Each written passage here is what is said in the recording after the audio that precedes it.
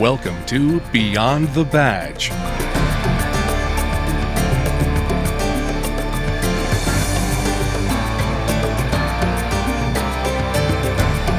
Beyond the Badge is an inside look at your Oshkosh Police Department, brought to you through the resources of Oshkosh Community Media Services.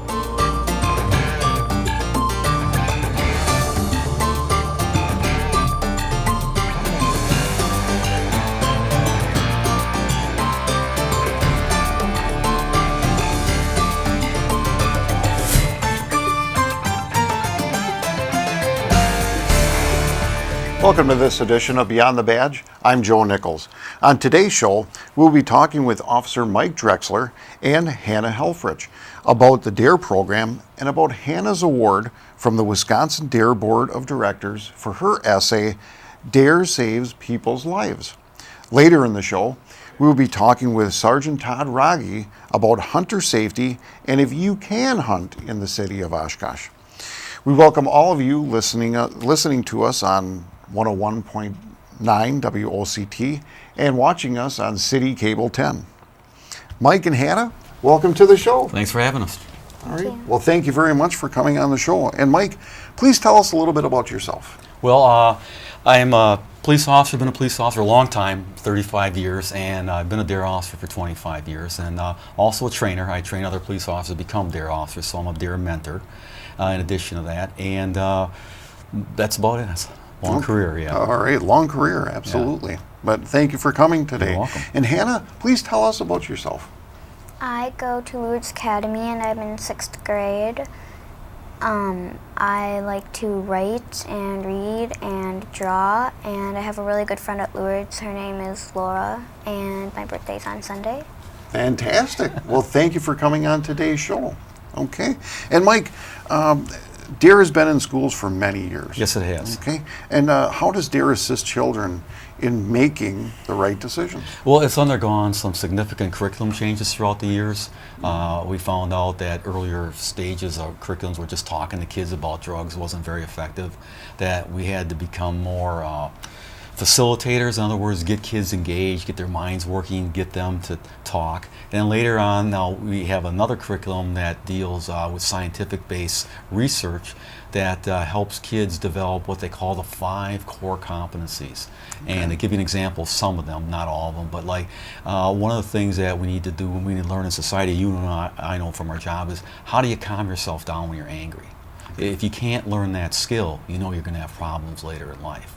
So that's one of the things that we work on in the DARE curriculum now, how to calm yourself down when you're angry. Another thing we work on is stress. You know, everybody faces stress. How do you handle that stress? So that's and then decision making, making ethical choices, and then how to be safe and responsible. And then how to be a good citizen by helping other people out. In other words, if kids learn what importance is to be a good citizen by having empathy and putting themselves in other people's places, we're hoping that we can cut down on the amount of bullying that goes on in the schools. And the schools really enjoy this curriculum because it mirrors what they're teaching in the schools right now. So we're not in competition. We still do a little bit about drugs, like alcohol, tobacco, marijuana, and that's very important, but we don't emphasize that day in and day out. What we do is we work on these 5 core competencies and also decision-making skills, and we're hoping that then that relates over into the drug, into drug decision-making. In other words, kids work with other kids on problems in the DARE program, and they have to solve those problems. And I'm mostly there as a supervisor. I don't tell them how to solve it. They work in groups and have to work on it themselves. Wow. So that kind of makes it. And in the beginning of the curriculum, they have these kids in cartoon form. They come up on a video, and they tell them a little bit about the problems they're going to face that day. And these are real problems that kids have faced throughout the country, so it's not just made up things, it's real stuff. And at the end, when they're all done solving the problems, the kids turn into real people, and they come up on a video and they talk a little bit about how they handled the problems that day, and they give them a little cliffhanger for next week's problems. Wow. So that's what's exciting about our new curriculum that we have. Well, that's fantastic, and interaction with the kids, and let them figure out the problems themselves. Exactly. Wow, that is excellent. Hannah, what was the most important message that you learned from DARE class? I think the most important message I learned was how to use confident communication, because if you don't have that skill, it's not going to go very good for you if someone offers you drugs, because then you might end up bailing out and saying yes, and that could ruin your life. Excellent. Very good piece of advice for anyone out there. I tell you, very well put. And Mike, how many kids enter in the essay for the DARE program? Well, there's literally tens of thousands of essays being written throughout the state of Wisconsin. Wow. And then out of those essays, the DARE officers select the top ones, and those are then sent to the Board of Directors of the Wisconsin DARE Officers Association, and then they, at the annual conference, select what they feel are the top ones. And so tens of thousands of essays written in the state of Wisconsin, only 5 were selected as the top ones. Wow. Yeah. That is fantastic. It's quite an accomplishment. Absolutely. And we know that Hannah won an award. That's and right. Can you just let us tell us a little bit about the award? Well, Hannah's was one of the 5 that were selected, okay, and the DARE board sent out some prizes and things like that, but we have a local DARE board, and because I felt it was really important, and so did our DARE board, felt it was really important that we should honor our kids when they accomplish something really significant. And how many times, we hear about the bad stuff that kids do, we hear about kids messing up, and in our job we deal with it every day, but yet we don't always get to celebrate in our job when kids do something really, really cool and really unique, and that kind of shows their skills that they have, and Hannah was able to accomplish that. And so I asked, and the DARE board agreed, that we give her a special prize of a gift certificate to the outlet malls, and so that was a prize that I felt well earned, and I wanted her to be recognized for that, and I wanted her to feel good about what she did, and that's why we had that special prize for her. Absolutely, absolutely. And Hannah, you're very deserving of the award and also the certificate. That's fantastic. And Hannah, we're going to ask you right now if you would read your essay, DARE Saves People's Lives. Okay. DARE Saves People's Lives. DARE is a class for 5th grade students that teaches these students not to do anything ever with drugs, smoking, and drinking alcohol. DARE actually stands for Drug Abuse Resistance Education. DARE may not be able to save all of the 400,000 people that die every year from taking drugs, but DARE can teach 5th graders to stay away from drugs to help create a better future for everyone. And DARE doesn't just teach 5th graders not to take drugs, but it also teaches them confident communication, how bad drugs, smoking, and drinking alcohol really are, and shows us how to be and stay a good citizen. Drugs, smoking, and drinking alcohol are bad for you in every which way. As you already know, drugs kill over 400,000 people per year, and not all of those people are adults, which is really sad. Drugs will make your life short, dark, hard to remember, and miserable. I learned in DARE that for an adult to become addicted to drugs, it takes about 5 to 15 years, sometimes even shorter than that. But for kids and teens, since their bodies are still growing, it takes about 6 months to a year and a half. They shouldn't be even taking drugs, but their minds are fresher to the memories of what they learned in DARE and what terrible things will happen to them if they take drugs. They just have a shorter time to stop. If you drink too much beer or alcohol, you will get drunk. And I guarantee it. And then you will do something really stupid or extremely dangerous. Plus, you won't even remember it, and that's how you get a free ticket to jail. And if you smoke, let's just say that you're getting a steady flow of nail polish remover, rat poison, candle wax, and rocket fuel into your body. And trust me, I don't think that you want to blast off in the middle of the mall. A law was passed to try to lower the number of people that die every year because of drugs. You cannot do anything to or with drugs until you are 21 or older. I think that's a really good law because then maybe younger people will see what drugs can do to your life. So then maybe they might not do drugs anymore or want to.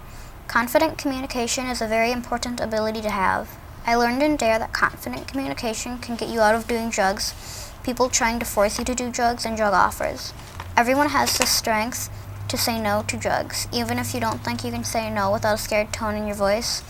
When you're in life situations, you'll be able to say no. It will be your number one defense. If you are ever asked to do drugs, confidently say no and walk away.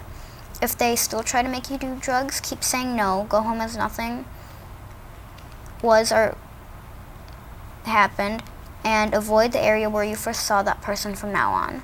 Now what confident communication sounds like. Confident communication sounds respectful and a little strong at the same time. Not too demanding, just enough to tell the person you are talking to that you don't want to do what they want you to do. And it doesn't sound too unsure, like you're giving in and letting the other person have complete control over you. It has just enough respect in it to say you're not trying to hurt them, just saying that you don't want to do what they want you to do with respect. So it's really right smack in the middle between demanding communication and unsure communication. And like I said before, confident communication sounds strong but still respectful at the same time.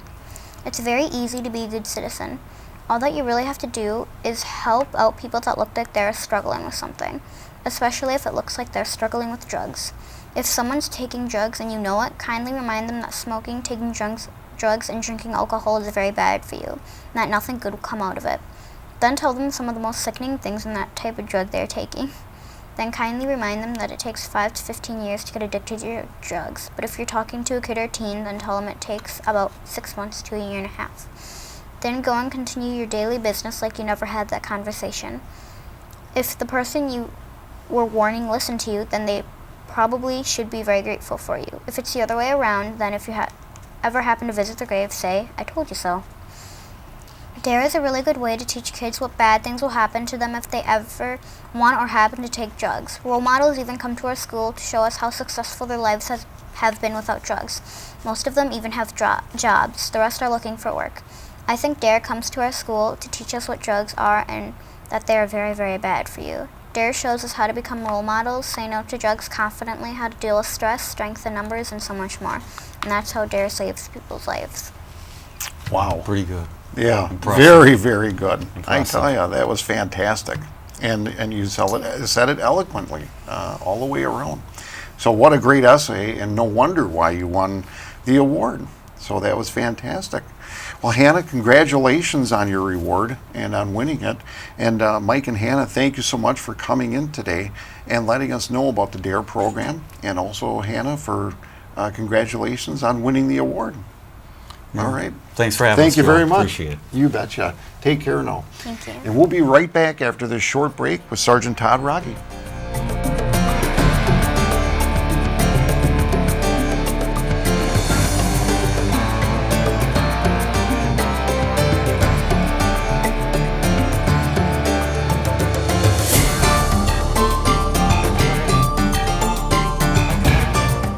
Hello, I'm City Manager Mark Roloff.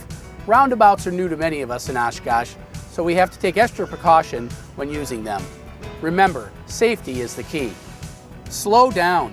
The speed limit in the roundabout is only 15 miles an hour. Avoid distractions. Focus all your attention on navigating the roundabout. Find the proper lane. Check out the signage leading up to the roundabout. Choose your lane assignment early and stay in your lane. Evaluate the situation. Take notice of what kind of vehicles are in front of you. Sometimes larger trucks need to take up both lanes of a roundabout.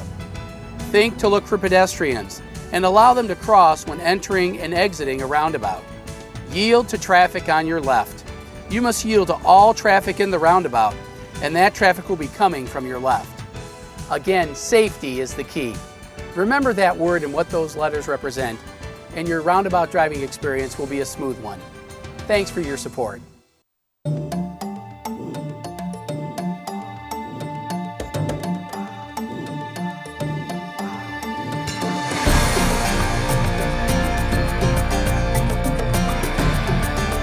Welcome back to Beyond the Badge.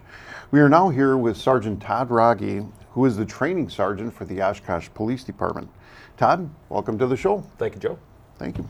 And for those of our viewers that do not know you, please tell us a little bit about yourself.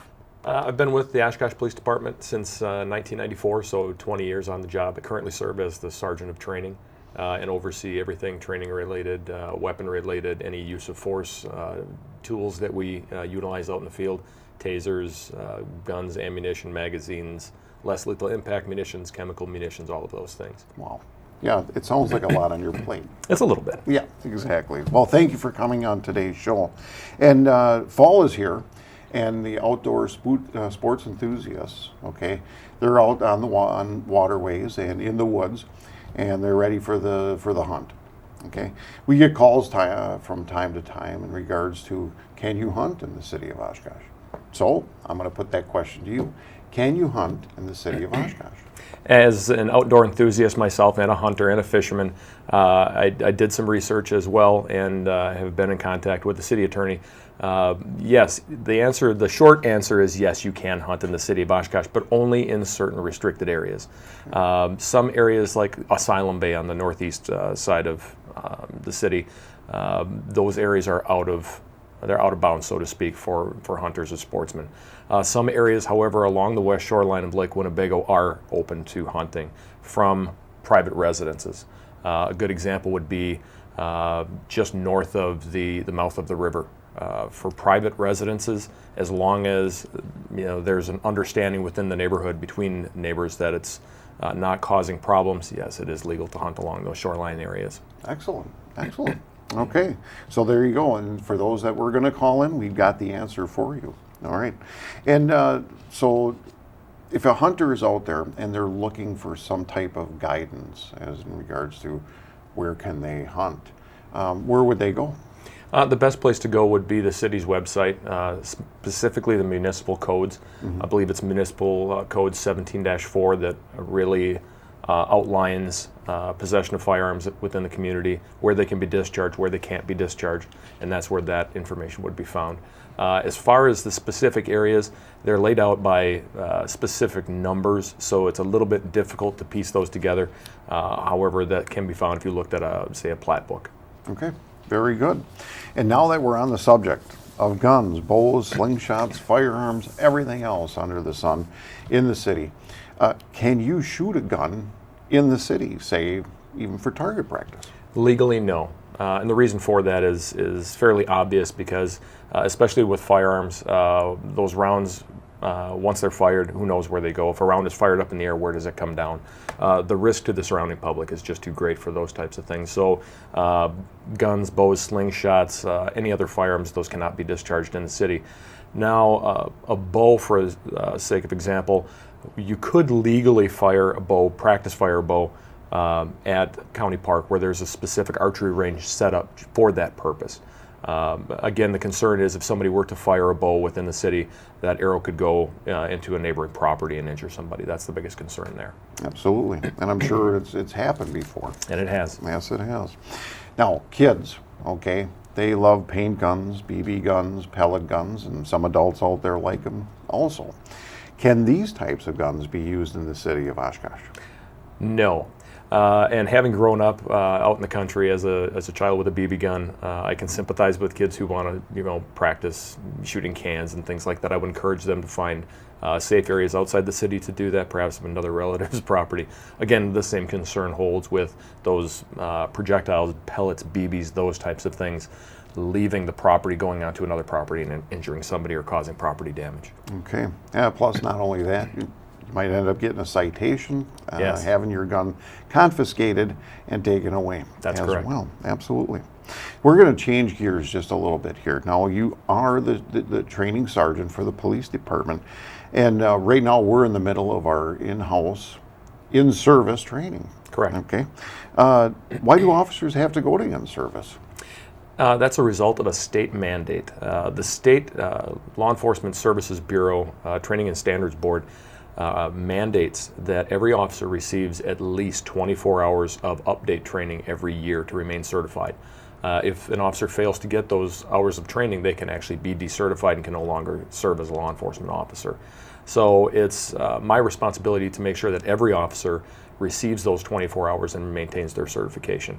Our in-service training serves to provide those hours. Now, some training happens outside of the agency with officers requesting to go to specific, more specialized schools, evidence technician, drug recognition expert, those types of things. There's a myriad of different courses that they can choose to attend. However, we conduct about 66 to 68% of all training in-house through the cadre of instructors that we maintain. And that saves a lot of money. A considerable amount of money. If we had to send officers to all that training outside the department, we would be talking tens of thousands of dollars more every year. Wow. So in-service training in-house is excellent. Correct. Yes, for many reasons. So what subjects are the officers being presented to this fall? This fall, we're conducting rifle and handgun qualification as we do every fall to meet our in-house mandate of firearms qualification. We're conducting a block on Krav Maga, which is a self-defense discipline. We're conducting training on assisting persons with disabilities, suicide prevention, excuse me, also fair and impartial policing, ballistic shield, ethics as we do every year, and vehicle contacts are among the topics that we're covering this year. Excellent. And it seems like a lot, but in all honesty, this is an everyday thing that officers, occurrences that officers deal with That's on correct. a daily basis. So it's good to touch on just about everything Yeah. that they can. Yes, it is. And so how often do officers have to go through this type of training? Right now, the way our in-service framework is set up, we conduct 10 three-day blocks of in-service in the spring and 10 three-day blocks of in-service in the fall. That gives ample opportunities for officers to meet their 24-hour mandate. Okay. So basically, they would have an opportunity to train in-house 6 days a year. Wow. Yeah. So that's even more than what is recommended. Correct. Excellent, excellent. You mentioned Krav Maga. Okay, I can barely say it looking at it here, but what is it? It originated in Israel from the Israeli military, and it's a hand-to-hand combative type of self-defense that's being instructed by, we have right now 3 certified instructors within our department who are conducting that training as part of in-service. Wow. Okay. And I know you probably can't go into the particulars of it, but still, I took the training last year and I thought it was excellent. It's very physically demanding. It- And it deals with everything from hand-to-hand combat to weapon defense, taking guns away from people when they're very up close and personal, so to speak, ground fighting, all of those things that officers can find themselves in those positions. And it's very advantageous for them to have a training discipline that helps them to address that. Now, it doesn't replace our defense and arrest tactics that is endorsed by the State Department of Justice. What it does is it enhances that, kind of provides a gateway to certain disciplines within defense and arrest tactics. Okay. And then I guess we'll just touch a little bit on firearms. Most of our handguns, I guess, the training takes place. Where does that take place? It depends on time of year. During the spring, we do in-service handgun qualification in-house at our own range. In the fall, we kind of incorporate that with our rifle qualification, and this fall we're conducting that training with the assistance of Van Dyne Sportsman's Club. Excellent. And they've been very good hosts for us, so we appreciate their endorsement, so to speak. Absolutely, absolutely. Well, Sergeant Raggi, thank you so very much for coming on today's pleasure. show and talking with us in regards to the hunting in Oshkosh and also training that takes place at the Oshkosh Police Department. And we'll be right back after this short break.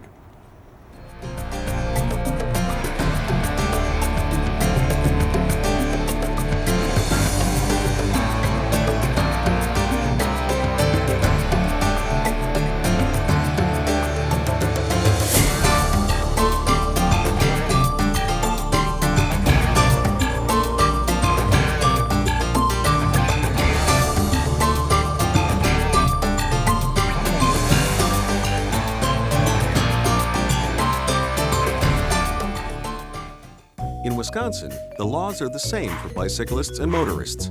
So if you bike, ride with the traffic and obey stop signs and lights. Whether you ride a bike or drive a car, you must yield the right-of-way to pedestrians at marked and unmarked crosswalks. At intersections, always look for pedestrians before making a turn. And slow down in school zones and neighborhoods to keep our kids safe. Share and be aware. We're all responsible.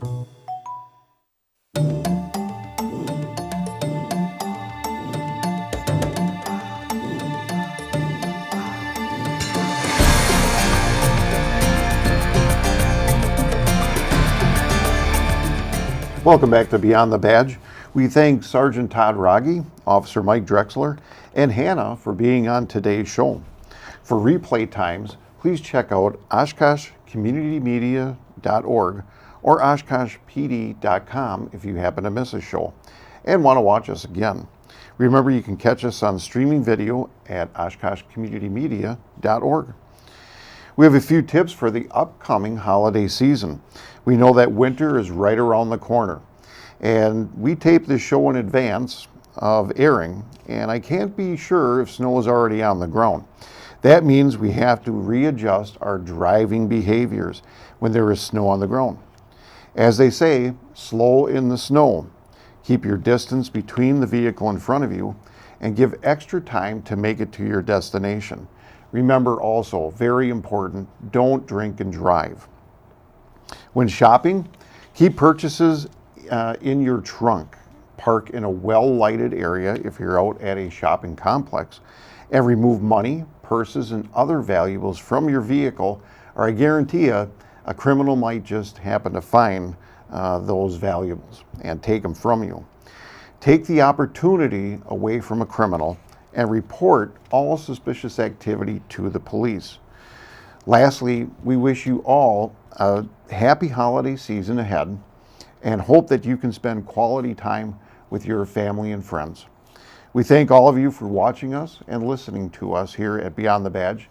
Until next time, stay safe, be vigilant, and be crime-free.